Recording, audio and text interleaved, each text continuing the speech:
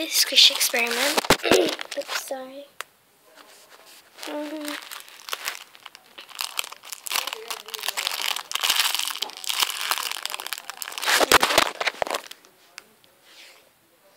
Sorry, I keep dropping it because of my sweater. Thumbs up. That was like super squishy. It was very cold and very moisty. I know I've done a squish experiment on this, but I thought I would like to create another one. There's cracks near the maple syrup. Then the last one. Whoa. So squishy. Thumbs up.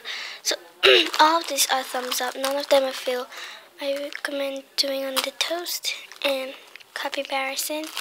And this donut if you have, and this healthy. Thanks for watching. Bye.